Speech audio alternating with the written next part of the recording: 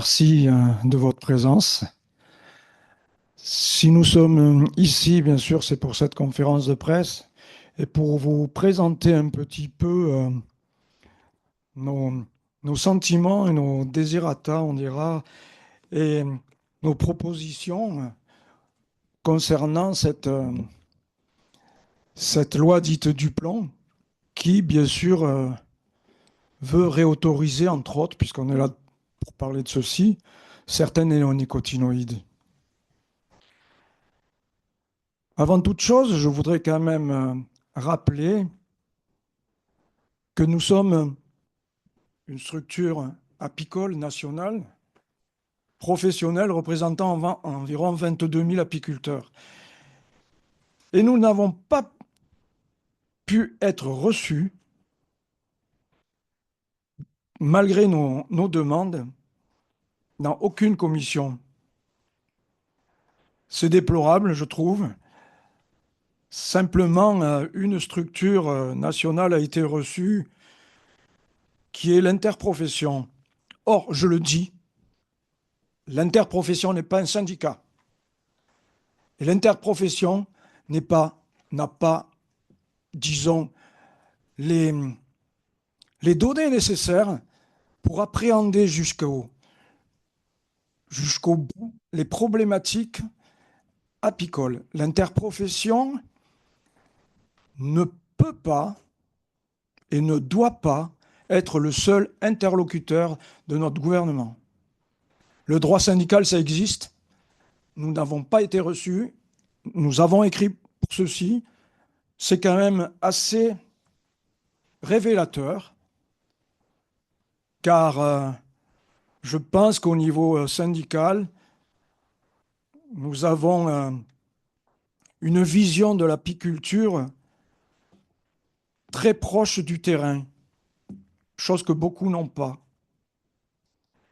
Et je pense aussi qu'on est un petit peu le grain de sable qui gêne certains syndicats nationaux, je veux parler de la FNSEA.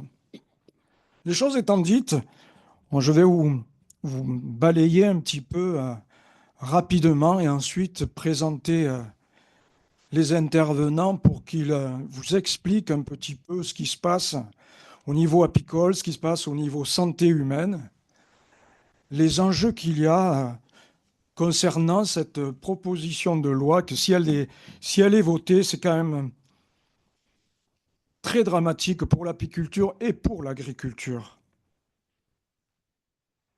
Alors on est là pour alerter l'impact économique, on dira, et désastreux qu'aurait l'adoption de ce texte, et sur la filière, comme je vous dis, agricole, et surtout sur la filière apicole. La réautorisation des néonicotinoïdes, en particulier l'acétamépride, un néonicotinoïde tueur d'abeilles, vous le savez tous. Ça donne quoi en apiculture? Ça donne des pertes récurrentes sur les colonies d'abeilles, qu'on peut estimer entre 20, voire suivant les terroirs et les régions, jusqu'à 80%. Ce qui veut dire une chute de production depuis 20 ans divisée par deux. Nous étions en autosuffisance alimentaire au niveau apicole il y a 20 ans, c'est-à-dire on consommait 45 000 tonnes. On est péniblement, actuellement, on arrive péniblement entre 15 000 et 20 000 tonnes dans le meilleur des cas. Donc, la consommation n'a pas bougé, si ce n'est qu'elle a un petit peu augmenté. Il y a effectivement des miels étrangers qui rentrent en France. Et vous le savez, on s'est battu aussi pour ça, à des prix défiant toute concurrence. Alors, quand on me parle de contrainte à l'exercice du métier d'agriculteur, c'est pas soi-disant en levant certaines contraintes, en réintroduisant des pesticides et des néonicotinoïdes, qu'on valorisera le métier d'apiculteur, bien au contraire. Et puis il y a quelque chose qui me questionne énormément, c'est-à-dire les deux assemblées ont voté une loi pour la protection des abeilles, en l'occurrence, une loi contre le frelon asiatique. Et aujourd'hui, on me dit, et on nous dit, malgré ceci, malgré qu'on veuille protéger les abeilles, eh ben on va voter une loi pour réintroduire les néonicotinoïdes. Il y a quelque chose que je ne comprends pas. Là, il faudra quand même choisir son camp à un moment donné, quoi, hein. Voilà. Là, c'est la problématique, on dira, apicole, sans rentrer dans les détails. Ça va être fait par mon ami. Ensuite, on a la problématique santé humaine. Santé humaine, car de gros risques sur l'alimentation, sur l'air que l'on respire, dans l'eau que l'on boit, dans nos cultures, c'est-à-dire des néonicotinoïdes. Il y en a un petit peu partout et on en absorbe tous les jours un petit peu, tous, comme je le dis, par notre nourriture. Là-dessus, je ne vais pas aller bien plus loin parce qu'il y a des compétences sur ma gauche qui vont pouvoir vous expliquer ça tout de suite. En l'occurrence, c'est M. Grandcola qui va commencer à vous expliquer le pourquoi, le comment. Pourquoi on en est arrivé là au niveau santé humaine. Et notre grand médecin, là, docteur même, je te dirais, à côté de moi aussi, qui va vous expliquer les méfaits des néonicotinoïdes sur, un sur la santé humaine et l'autre sur les insectes. C'est bien ceci. Monsieur Grandcola, c'est à vous. Merci pour cette introduction. Donc, je me présente, Philippe Rancola, directeur de recherche au CNRS. Je suis directeur adjoint scientifique de l'écologie et de l'environnement. C'est une communauté de recherche qui compte à peu près une centaine de structures et 7000 personnels, toutes catégories confondues, et qui a donc des compétences dans des domaines de l'écologie et de l'environnement.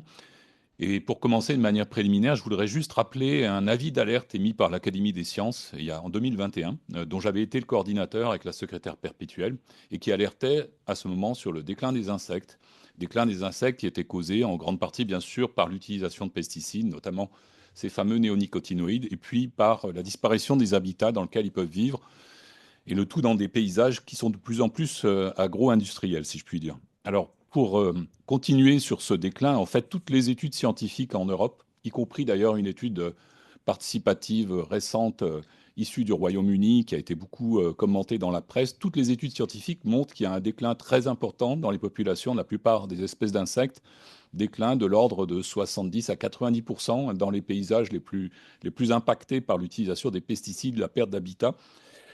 Et en fait, ce déclin, il faut se rendre compte, est compliqué à établir, tout simplement parce que les insectes représentent un groupe d'insectes très vaste, 40 000 espèces en France métropolitaine, donc 4 000 espèces sont potentiellement des pollinisateurs. Et donc, ce n'est pas seulement, vous le comprenez à l'énoncé de cette qualité de pollinisateur, la disparition des insectes, ce n'est pas seulement un problème éthique, c'est aussi un problème qui n'est pas à opposé aux intérêts d'un certain nombre de filières agricoles, mais au contraire à travailler de manière à forger de bons compromis, puisque les trois quarts des plantes, y compris plantes cultivées, doivent être pollinisées par des insectes pour produire. Hors céréales, hors betteraves, hors noisetiers, qui sont des plantes pollinisées par le vent, on a des pertes de productivité qui ont été mesurées dans un certain nombre de systèmes agricoles suite au déclin des pollinisateurs, qui se montent de 5 à 80% de la production. Et donc, bien évidemment, ça affecte la rentabilité d'un certain nombre d'entreprises. On peut mentionner, par exemple, des expériences menées avec 400 entreprises agricoles dans une zone atelier du CNRS et de l'INRAE en plein Val de Sèvres, qui montrent, par exemple, que même la culture de colza, cultivée de manière conventionnelle, baisse en production de 30% s'il n'y a pas de pollinisateurs. Donc la perte de pollinisation, ce n'est pas seulement un problème éthique, ce n'est pas un problème de naturaliste, ce n'est pas un problème d'écologue, c'est un problème aussi agricole. Et je dirais la question des pesticides en particulier, avec leur activité toxique, c'est aussi une question de santé, au premier chef pour les agriculteurs ou pour les personnes qui sont exposées, comme les riverains.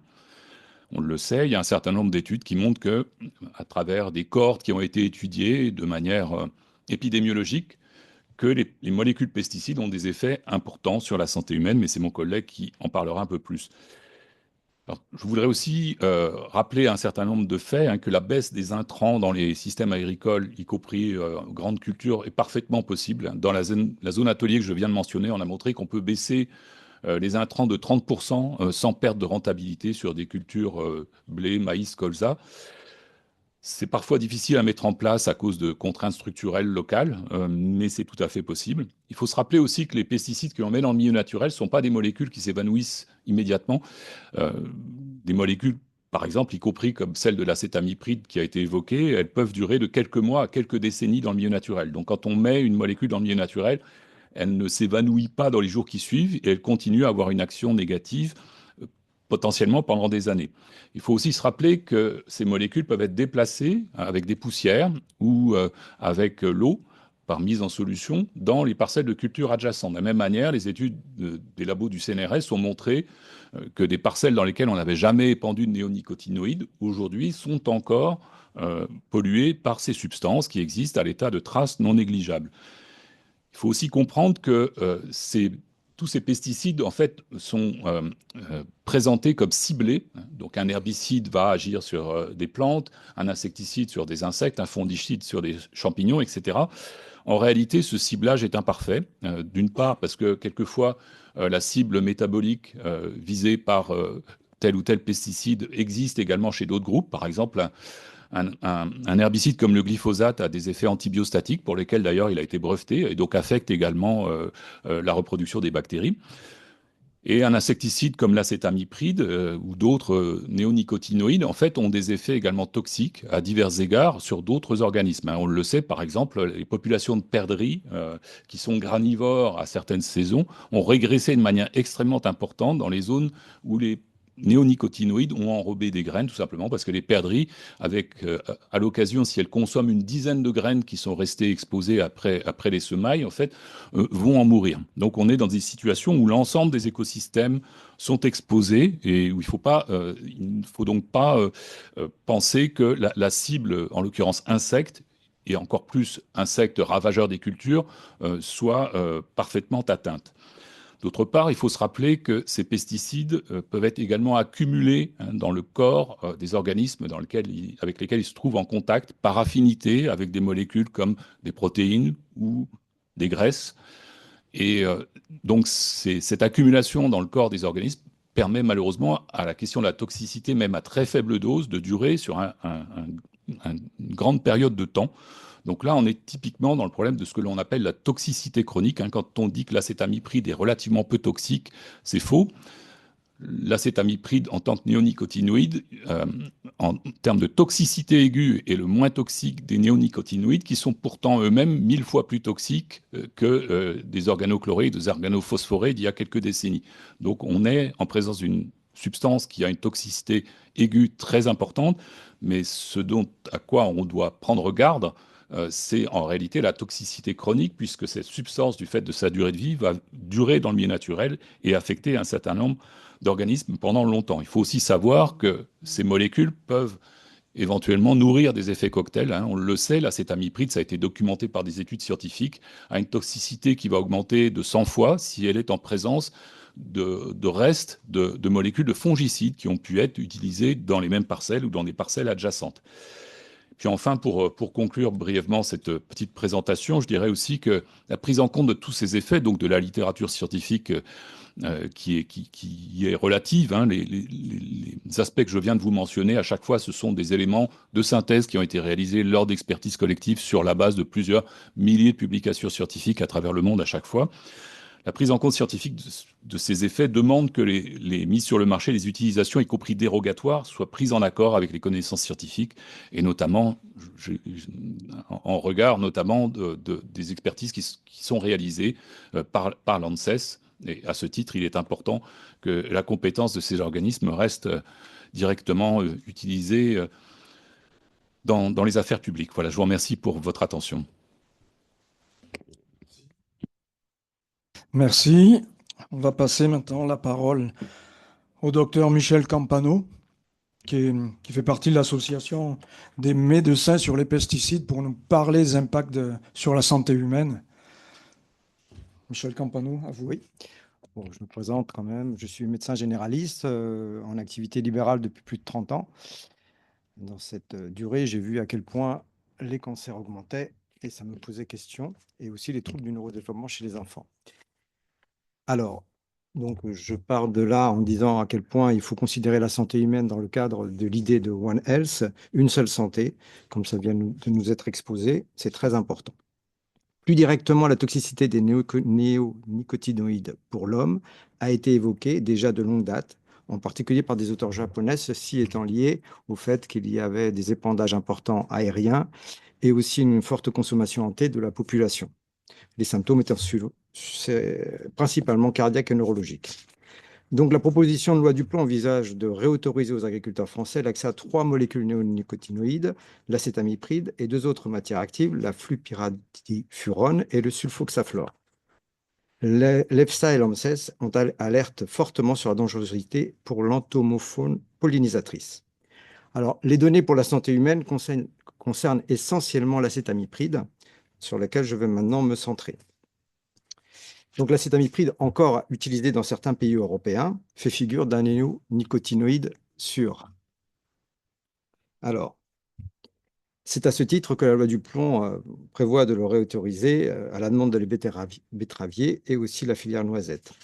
Plusieurs publications récentes démontrent qu'il n'est pas aussi anodin que ses défenseurs le prétendent.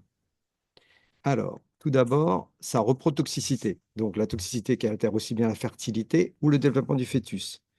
Alors, tout d'abord, l'étude de Gomez en 2020 a montré que l'acétamipride est cytotoxique sur des cellules trophoblastiques du premier trimestre. Ce sont des cellules à l'origine du placenta.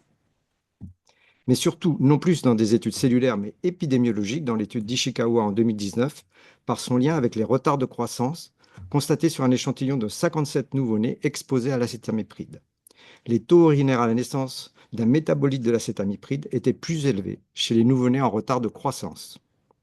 Dans l'étude de Wong, a été mise en évidence que plus la concentration d'un métabolite de l'acétamipride augmente dans le sperme, plus la qualité de ce dernier se dégrade.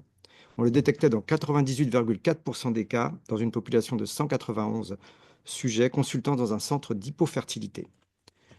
Alors, je vous rappelle cette méta-analyse de 2017 qui a mis en évidence que la qualité du sperme, enfin la production spermatozoïde, a baissé de plus de 50% entre 1973 et 2011.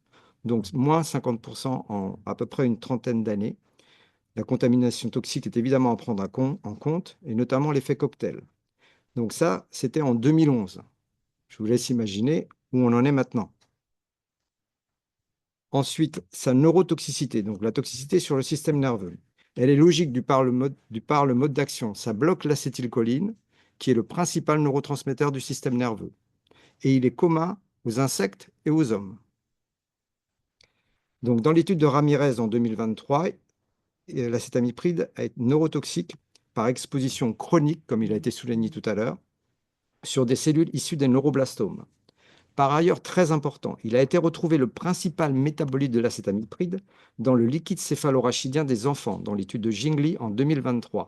De même, dans le liquide céphalorachidien d'enfants atteints d'hémopathie maligne, dans l'étude de Lobschner en 2022. Donc, on retrouve un produit neurotoxique dans le cerveau en développement des enfants. Dans l'étude de Wang en 2024, on détecte aussi l'acétamipride dans le cordon ombilical et le lait maternel. Donc, il traverse toutes les barrières de notre corps, notamment aux âges les plus vulnérables. Je citerai l'éminent toxicologue Jean-Marc Beaumatin qui dit que l'acétamipride, de plus, est le plus toxique pour l'homme parce que c'est celui qui persiste le plus longtemps dans le corps humain. Donc, en plus de tout traverser, il y reste plus longtemps. Marfo, en 2015, avait déjà précédemment mis en évidence un lien fort entre la présence d'un métabolite de l'acétamipride dans les urines et la présence corrélée de signes neurologiques décrits classiquement dans la contamination par les néonicotinoïdes: céphalée, tremblements, fatigue, douleurs cardiaques et abdominales. Enfin, Lozer, en 2021, a montré la neurotoxicité sur les neurones dopaminergiques, c'est des neurones dans une autre région du cerveau, le mésencéphale. Je fais un léger pas de côté et je vous parlerai de la cohorte Pélagie. de l'INSERM, qui regroupe 3241 femmes enceintes et enfants suivis au décours et qui montre des traces d'insecticides organophosphorés et pyrétrinoïdes chez 90% des prélèvements urinaires des femmes enceintes et des enfants. 90%. Avec un effet négatif sur les performances cognitives, mémoire et raisonnement, des enfants de 6 ans qui ont été le plus exposés à des insecticides pyrétrinoïdes. Cela vient d'être confirmé tout récemment par une alerte de l'ANSES du 24 avril 2025 qui souligne les risques pour le développement du cerveau et les troubles du comportement associés lorsque les enfants sont exposés in utero. Les pyrétrinoïdes, autant les organophosphorés, il n'y en a plus beaucoup, mais des pyrétrinoïdes, ils sont largement en vente partout. Vous allez dans une grande surface, vous trouverez la deltamétrine, voilà. C'est pas difficile de s'en procurer et les Français l'utilisent assez facilement. Donc, reprotoxicité, neurotoxicité, mais c'est pas fini. Génotoxicité. Alors là, c'est carrément sur l'ADN. C'est un petit peu plus ancien, les études. Ça a été démontré sur des lymphocytes humains par effet propre à la substance dans l'étude de Kocaman en 2007, mais aussi par effet cocktail avec d'autres néonicotinoïdes, entraînant des aberrations chromosomiques, toujours sur des lymphocytes dans l'étude de Kocaman en 2010. Voilà. Donc là, ça commence à faire, mais c'est pas fini. Il est aussi perturbateur endocrinien et cancérogène, rien que ça. Dans l'étude in vitro et in vivo de Lee en 2022, il est démontré que les néonicotinoïdes favorisent le cancer du sein et sa progression, les métastases, par l'intermédiaire du récepteur GPER aux œstrogènes. Donc, les néonicotinoïdes activent ce récepteur et perturbent la production d'œstrogènes et favorisent les cancers. Action classique dans les perturbateurs endocriniens. Et surtout, dans l'étude en cause, l'acétamipride est celui qui active le plus fortement le récepteur GPER avec les plus faibles doses. Donc ça, c'est quelque chose qu'on retrouve dans la définition des perturbateurs endocriniens. L'effet faible dose, de toutes petites doses, peuvent avoir des effets massifs. L'auteur conclut que le risque pour la santé féminine devrait être pris en compte de toute urgence. Je vous rappelle que la France est championne du monde en incidence standardisée pour le cancer du sein depuis cet automne. Et notamment chez la femme jeune. L'incidence standardisée, c'est le nombre de nouveaux cas par an pour 100 000 habitants. Et standardisé, il y a un calcul ramené à la population de façon à pouvoir faire des comparaisons entre les pays. Et la France est malheureusement championne du monde. Un cancer chez un jeune, c'est un cataclysme. Pourquoi moi? Alors qu'on ne retrouve pas de cause évidente. Et j'en ai plusieurs au cabinet. Donc, en résumé, l'acétamipride est au moins toxique pour le placenta, le sperme, les neurones, l'ADN, risque de retard de croissance des nouveau-nés. On retrouve le principal métabolite dans le LCR des enfants, mais aussi dans le cordon ombilical et le lait maternel. Et enfin, il est perturbateur endocrinien et cancérogène. Je vais vous rappeler l'extrême vulnérabilité de la vie in utero. Une myriade de réactions à très faible dose d'hormones, l'équivalent d'une goutte d'eau dans une piscine olympique, ce dosage devant être strictement respecté. L'embryon dépend des hormones à très faible dose de sa mère qui déclenchent la formation des organes. Je vous citerai juste le cerveau.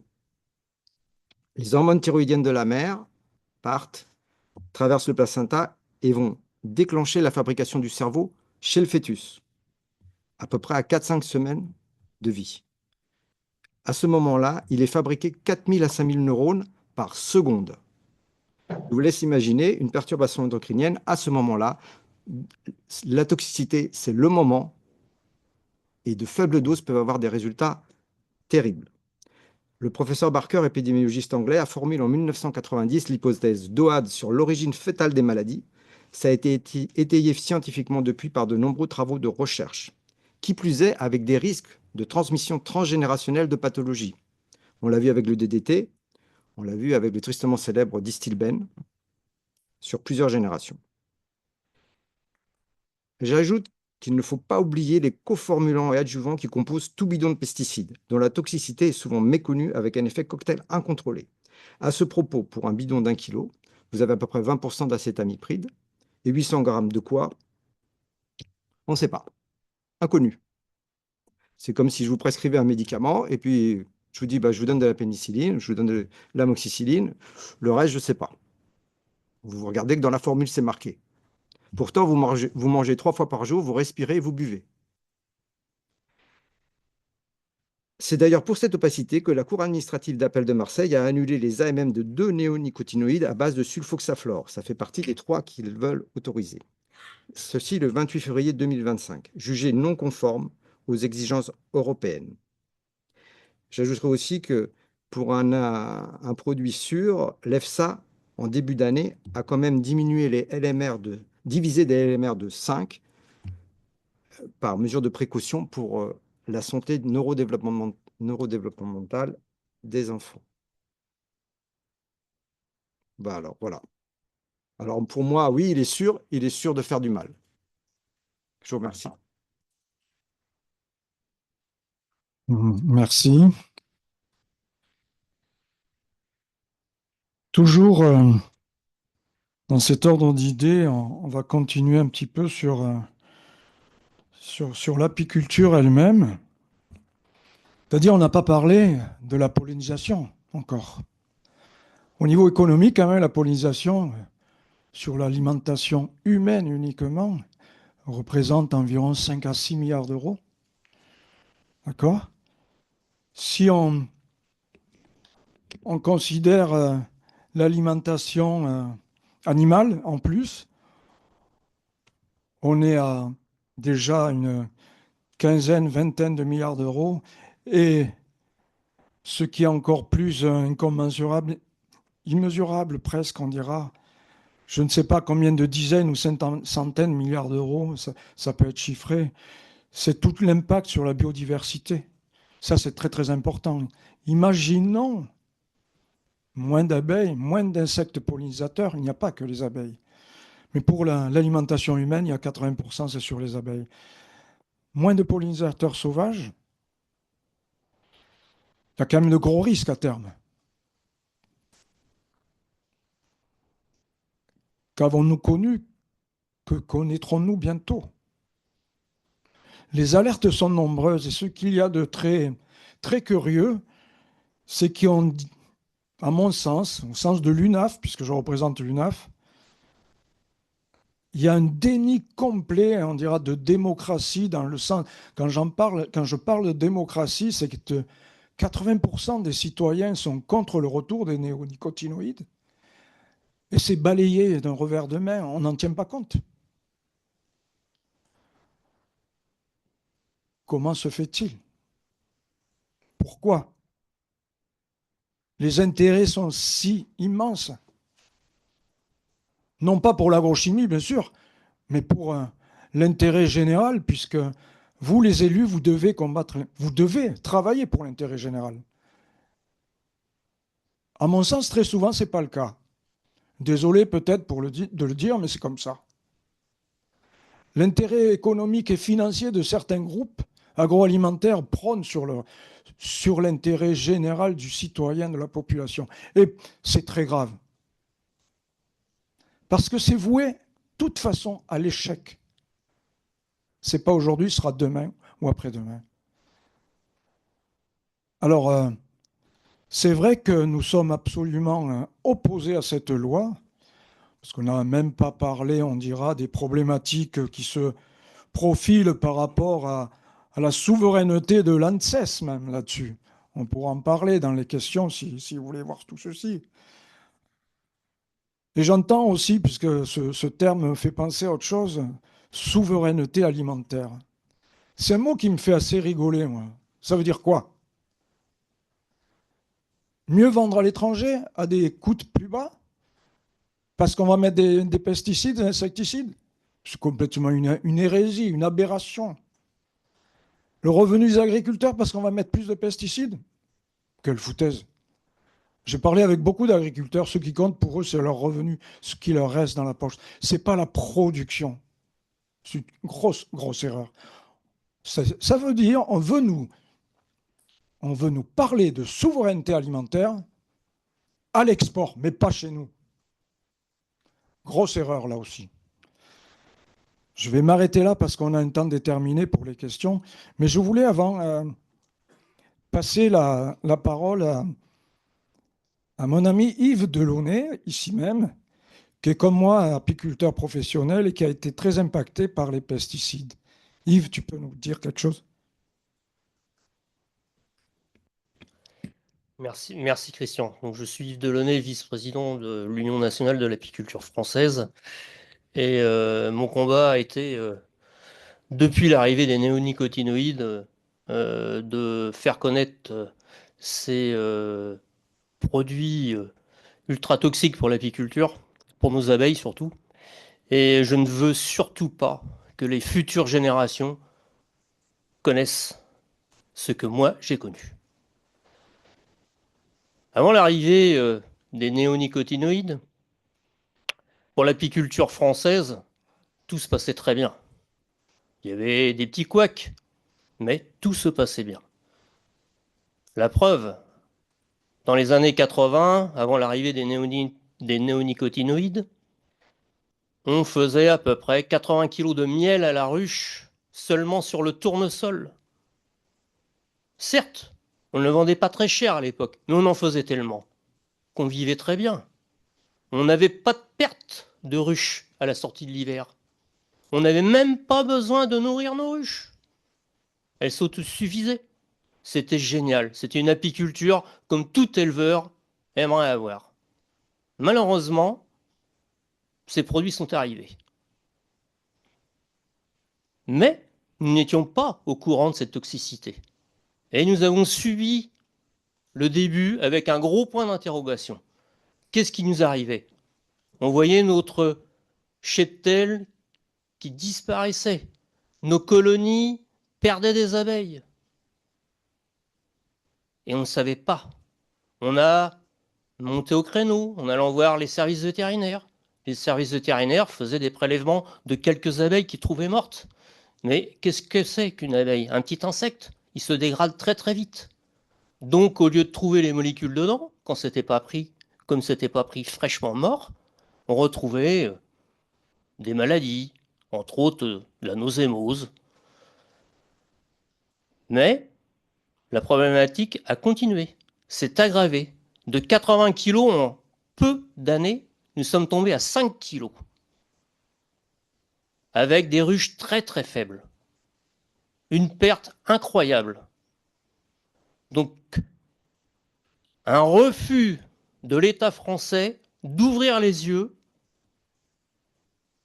et de reconnaître que l'apiculture se sentait mal. On n'a même pas été indemnisé. Comment voulez-vous qu'une exploitation avec des pertes aussi importantes puisse vivre?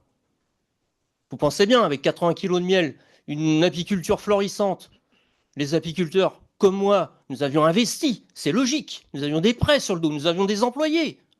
Tout ça, il a fallu s'en débarrasser. De nos salariés. Pour nous, c'est quelque chose d'important, ces salariés-là. On les avait formés, c'était nos frères. Ils faisaient vivre des familles. Il a fallu vendre, parce qu'il a bien fallu rembourser les prêts. Donc nous avons vendu beaucoup de ruches, nous avons vendu du matériel, enfin bref, nous avons essayé de survivre, de sortir de ce tunnel. Vous voyez, j'en ai un peu vraiment gros sur la poitrine. C'est un témoignage fort. Jusqu'à maintenant, je n'ai jamais parlé de cette problématique. J'ai des collègues qui se sont pendus, qui n'ont pas pu passer. J'ai failli le faire. Mais je suis fier d'être là aujourd'hui pour pouvoir en être le témoin. Il ne faut pas recommencer cette bêtise. Vous êtes le barrage, vous les élus, à cette hérésie. Il faut penser à la jeune génération.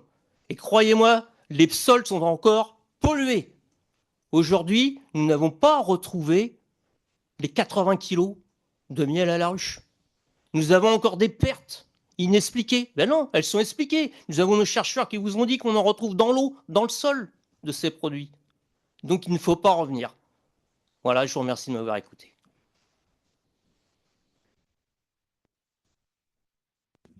Merci à toi, Yves. Nous avons échafaudé quelques pistes de réflexion. Maintenant, je vous laisse la parole s'il y a certaines personnes qui veulent échanger avec nous sur ce sujet-là, allons-y, quoi. Il y a peut-être besoin d'un micro, je ne sais pas. Ça va? Bon, c'est la première question qui est la plus difficile, vous le savez, hein.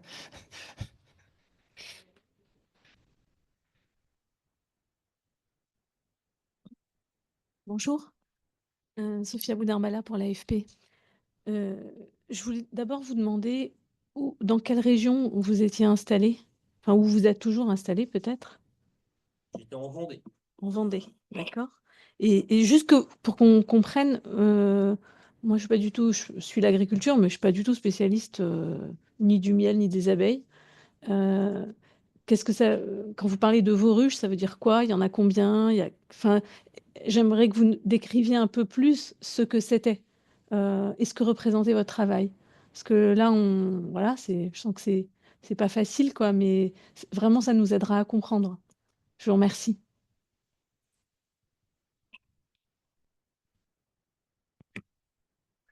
Donc j'étais en Vendée, j'exploitais 1000 ruches.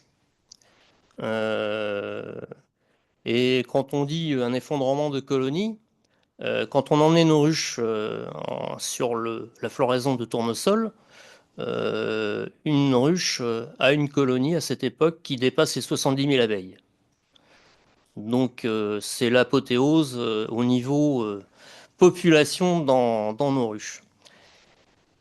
Et quand il y a eu ces néonicotinoïdes, par exemple sur les tournesols et sur le maïs, parce que les abeilles vont aussi sur le maïs, euh, eh bien en l'espace de quelques jours, en présence de la floraison de tournesol et de maïs traités néonicotinoïdes, en quelques jours, de 70 000, on passait à 20 000 abeilles.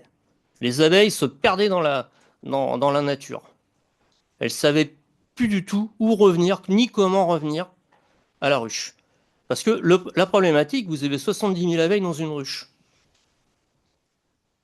Il en perd 50 000. Normalement, on doit les voir autour de la ruche. Mais il n'y avait que quelques abeilles, il n'y avait rien. Donc, en allant plus loin dans la recherche, on s'est promené parmi les champs de tournesol et de maïs, et on voyait au pied les abeilles mortes. Ou alors, elles étaient mortes sur la fleur de tournesol. Elles ne bougeaient plus. Pourquoi? Parce que elles n'avaient pas pu revenir à la ruche, elles ne trouvaient plus leur ruche. Et la nuit a passé, la fraîcheur, et ça paralyse l'abeille, elle meurt.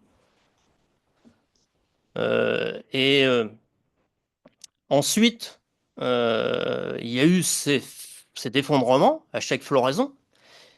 Et il y a eu quelque chose vraiment d'affreux et mesquin vis-à-vis des fabricants de ces produits et ainsi des ministres de l'Agriculture et de la Santé qui ont suivi, car ils n'ont jamais reconnu leurs erreurs. Parce que ces produits-là, ils étaient présents dans le nectar, mais aussi présents dans le pollen.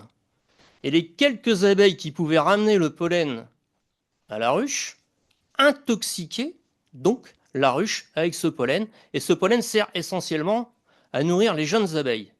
C'est bien que les jeunes abeilles étaient déjà intoxiquées avant d'aller butiner.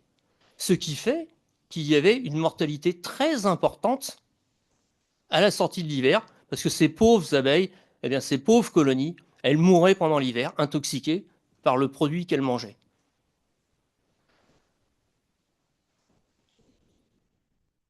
Une petite question complémentaire, excusez-moi, Sur le plan scientifique, il faut savoir que ce qui ne vous tue pas.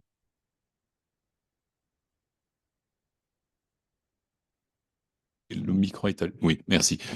En l'occurrence, le syndrome de désorientation des butineuses a été un des effets neurologiques qui a été bien étudié dans des publications scientifiques et on a montré que les néonicotinoïdes, en fait, quand ils ne tuent pas immédiatement, évidemment, ils tuent immédiatement à aux doses dont on parle, hein, mais même à des doses infimes, on entraîne des troubles neurologiques qui font que les abeilles ne sont plus capables, par exemple, de retrouver le chemin de la ruche, hein. Donc il y a des effets chroniques, j'insiste, sur le long terme, avec des doses infimes, y compris des doses de produits qui restent dans une parcelle qui n'a pas été traitée, qui ont des effets dévastateurs malgré tout sur les ruches. Et ça a été très bien documenté au plan scientifique.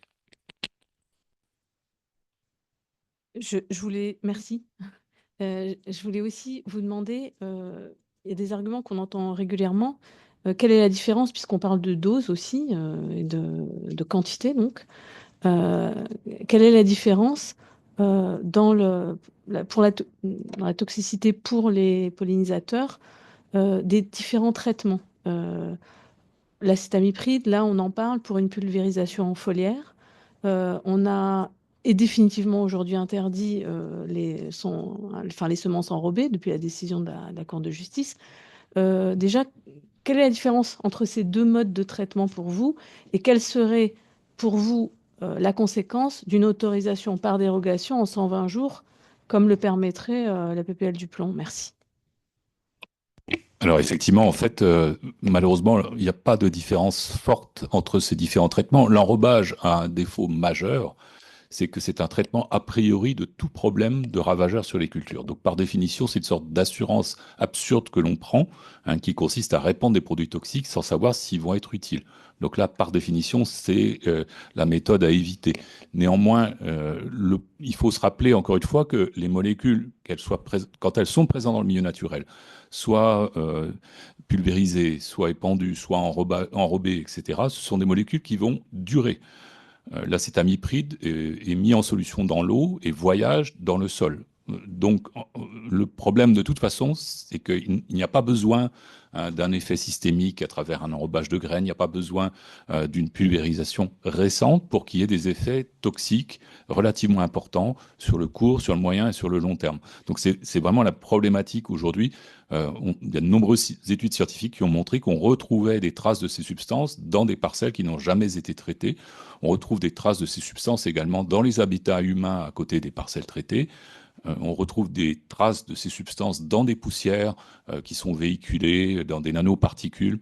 Donc ces substances toxiques, une fois qu'elles sont mises dans le milieu naturel, vont avoir un effet durable, hein, toxique, chronique, qui est difficile à mesurer, mais voilà, qui n'en est pas moins a été établi à plusieurs reprises. Donc il ne faut pas, comment dire, avoir une vision de relation de cause à effet, vous voyez, entre l'épandage d'une molécule et puis un effet immédiat toxique. Bien évidemment, voilà, quand on a une ruche qui se trouve à côté d'un endroit où ont été épandues en grande quantité de substances toxiques, là, l'effet est immédiat, mais le reste des effets peut durer longtemps, et y compris sur des endroits adjacents et pas forcément à l'endroit du traitement, quelle que soit la méthode d'épandage. Donc le problème là, c'est vraiment la toxicité de la molécule, sa durée de vie dans le milieu naturel, quelquefois la toxicité des substances qui résultent de sa dégradation, et puis les effets cocktails éventuels avec d'autres molécules qui sont également présentes dans le milieu naturel à l'état de trace.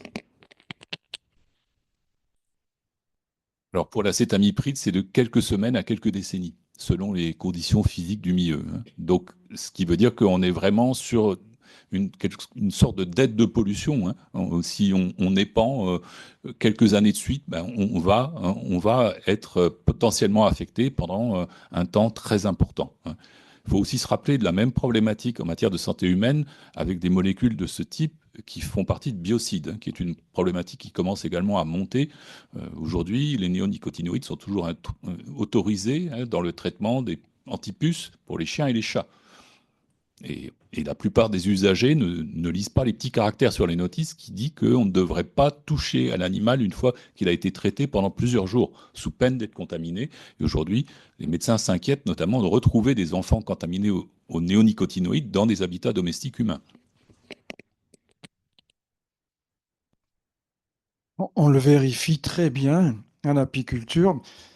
La simple raison d'avoir eu, à un moment donné, un traitement de semences, mettons le blé, quelques années après, une autre culture va être derrière, sans traitement. Quand la plante va pousser, la plantule, quelle qu'elle soit, on appelle ça la guttation. Si vous voulez, elle transpire. Il y a une petite goutte au bout du germe, enfin, au bout de la première plantule. Si vous avez des ruches ou des abeilles qui vont s'abreuver le matin de cette goutte, 3-4 minutes après, elles meurent. Et on les retrouve autour de cette nouvelle plantation, quoi. Alors c'est vrai que la cause à effet, il n'y a pas que ça, loin de là, hein, comme vous dites très justement, quoi. C'est quand même un gros souci. Une fois qu'on a commencé, c'est un systémique, ça persiste dans le sol des années, quoi. Alors faire revenir ces pesticides ou autoriser ces pesticides, c'est un quand même gros problème. Ouais. Une autre question?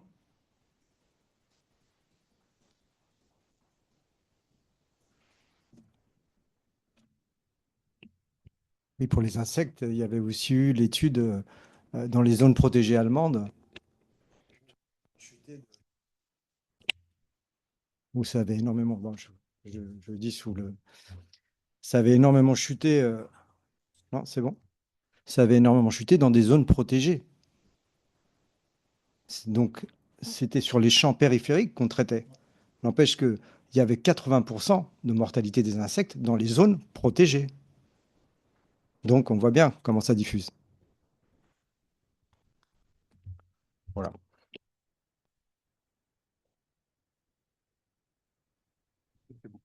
C'est bon? Bon. Excusez-moi. Est-ce que vous dites, et je partage assez ça parce que enfin, je suis journaliste et je vois que c'est pas un sujet qui fait la une régulièrement, en tout cas pas assez au vu de la gravité de la situation et de ce que vous décrivez. Comment ça se fait qu'au niveau européen, vous n'êtes pas les seuls, enfin là je parle des professionnels agriculteurs, enfin apiculteurs, euh, pourquoi comment vous expliquez qu'il y a une si faible mobilisation et en tout cas une incapacité à on pourrait renverser la vapeur, c'est-à-dire l'idée, nous on a posé cette question en tout cas plusieurs fois hein, à la FNSEA et à d'autres syndicats agricoles, plutôt que de demander la réintroduction de la système hybride, pourquoi est-ce que vous plaidez pas au niveau européen pour que ce que vous estimez être finalement une pratique déloyale dans la mesure où la concurrence serait trop rude vis-à-vis de ceux qui continuent à utiliser ces produits, faire l'inverse, plaider pour l'interdiction totale partout en Europe.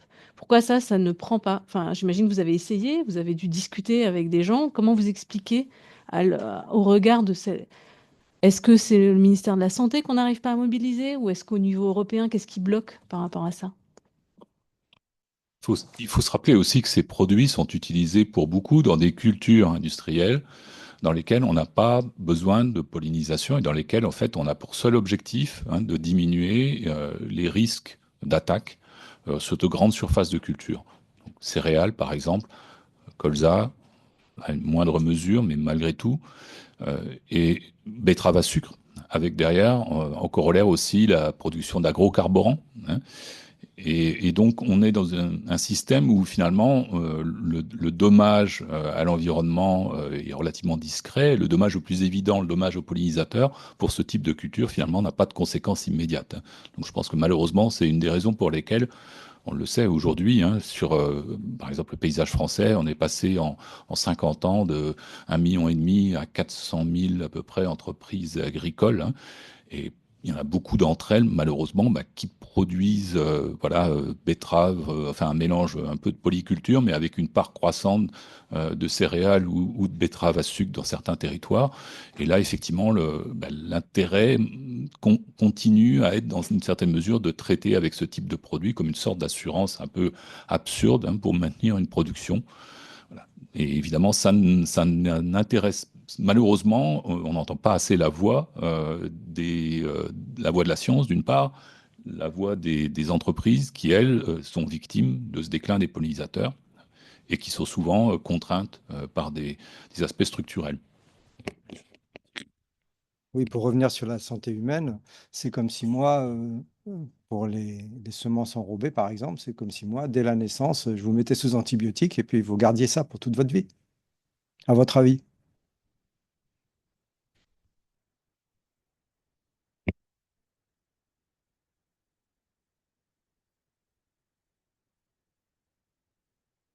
Il y a quelqu'un, je crois, qui voulait poser une question.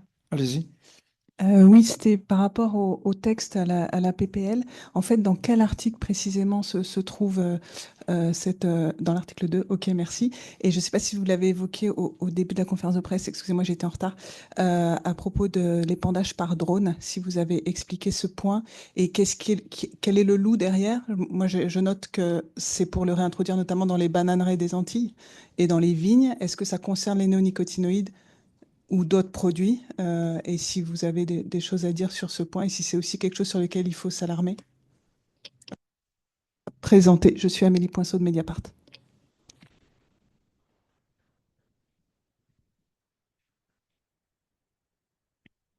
Alors effectivement, l'épandage par drone, c'est une problématique grave dans la mesure où les produits, lorsqu'ils sont épandus à une certaine hauteur du sol, vont voyager de manière aérienne, hein, on le sait.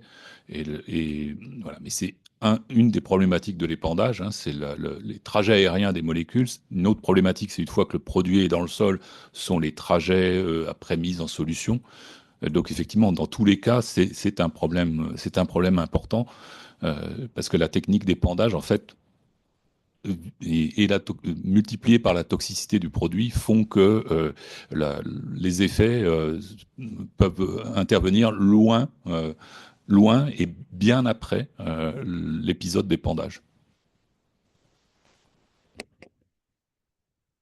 Et le drone est une sorte de totem, hein, voilà, un peu technologique, qui serait supposé faciliter le travail des agriculteurs, voilà, mais qui, encore une fois, peut se comprendre dans une pratique industrielle à large échelle, voilà, mais qui, au final, ne fait que reproduire le même système dans lequel la toxicité va intervenir après épandage et à distance de la zone d'épandage.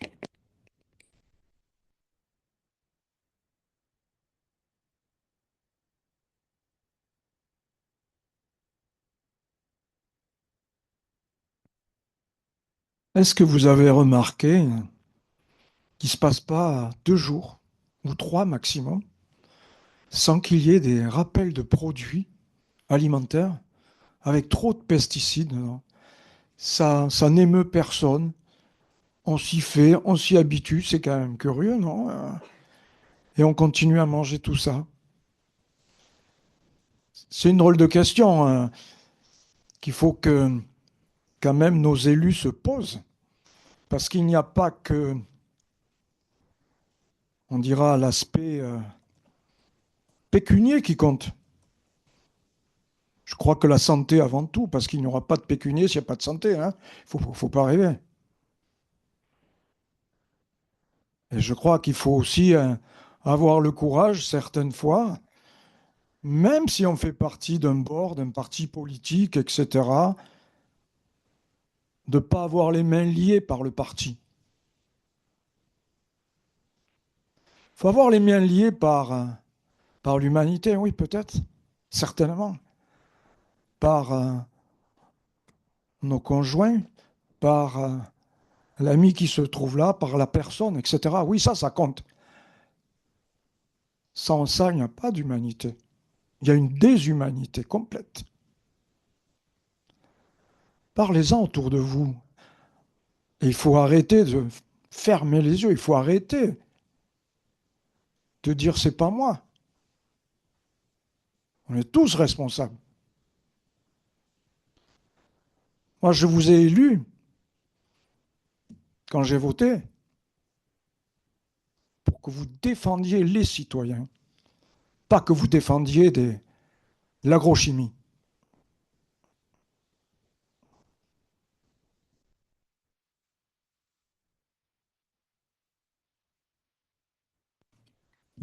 Merci, merci à tous pour la présentation.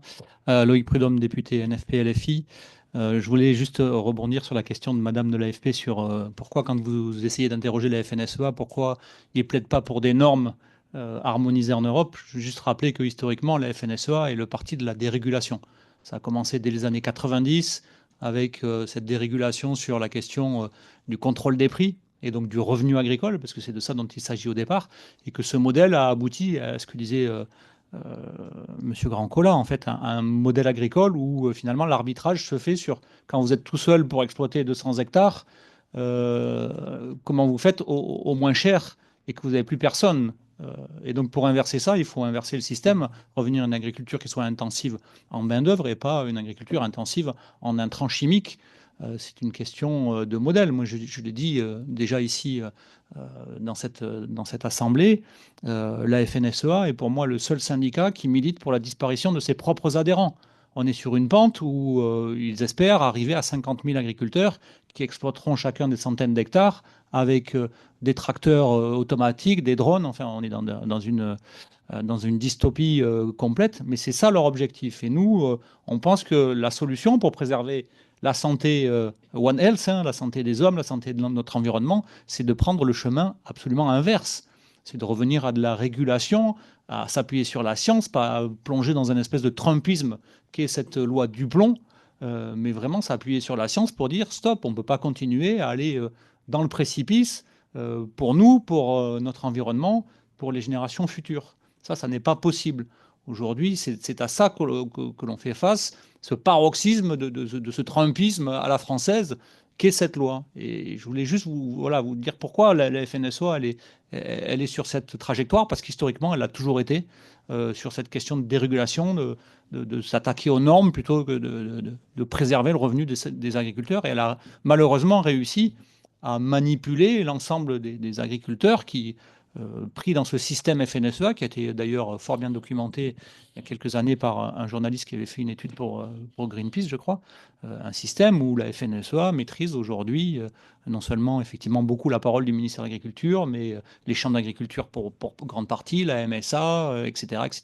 Donc c'est ce système-là qui nous a amenés à l'abîme. Monsieur Courbon. Oui, bonjour à toutes et à tous. Donc Pierrick Courbon, député socialiste de la Loire. J'anime un petit groupe d'études à l'Assemblée nationale consacré à l'abeille et à l'apiculture. Et donc on a l'occasion avec un certain nombre de collègues d'être mobilisés sur les sujets apicoles et en particulier sur cette loi du plomb. Moi, je voulais juste ajouter brièvement 3 points par rapport aux éléments techniques et scientifiques qui ont été avancés. La première, c'est que je considère qu'on ne peut pas légiférer en ignorant la science et que les intérêts économiques ne peuvent pas finalement surclasser la réalité scientifique. Quand les néonicotinoïdes ont été interdits, c'était pas une considération partisane, c'était à l'issue de la prise en compte d'un certain nombre de travaux scientifiques, d'une documentation riche, abondante, qui ont montré les impacts néfastes non seulement sur les pollinisateurs, mais sur l'ensemble de la chaîne alimentaire et bien évidemment sur la santé humaine. Et donc aujourd'hui, on s'apprête en toute connaissance de cause, à revenir en arrière, ce qui est scientifiquement inentendable dans la mesure où la réalité scientifique n'a pas évolué. Le deuxième sujet, c'est que la PPL du plomb, elle prétend répondre à la crise agricole, mais elle apporte de mauvaises solutions à de vraies difficultés. Aujourd'hui, ce qu'on est en train de faire, au-delà du modèle agricole qu'elle promeut, c'est véritablement d'accepter de tuer une filière agricole, la filière apicole, pour, soi-disant, préserver d'autres types de production, en particulier la question de la filière noisette, etc. Mais dans quel autre domaine on accepterait de dire, bon ben voilà, parce que je veux faire pousser telle chose, j'accepte de flinguer l'autre culture qui est sur la parcelle d'à côté. Ça serait inentendable. Et donc aujourd'hui, avoir des producteurs agricoles qui finalement voudraient, pour sauver leur peau, accepter de tuer le voisin, qui est lui aussi un producteur parce qu'il est apiculteur, c'est vraiment une hérésie sur le plan purement de la souveraineté alimentaire. Et dernier sujet, et sur le plan plus politique, on a voté à l'unanimité il y a quelques semaines une proposition de loi de lutte contre le frelon asiatique pour préserver la filière apicole. Et nous sommes déjà un certain nombre à avoir dénoncé l'hypocrisie d'un certain nombre de nos collègues qui ont voté la main sur le cœur en se disant voilà, qu'ils faisaient, finalement, ils se donnaient bonne conscience en défendant les abeilles et qui s'apprêtent aujourd'hui, sans vergogne, à voter une loi qui sera sans commune mesure, extrêmement néfaste pour l'ensemble de la filière apicole et pour les pollinisateurs plus largement.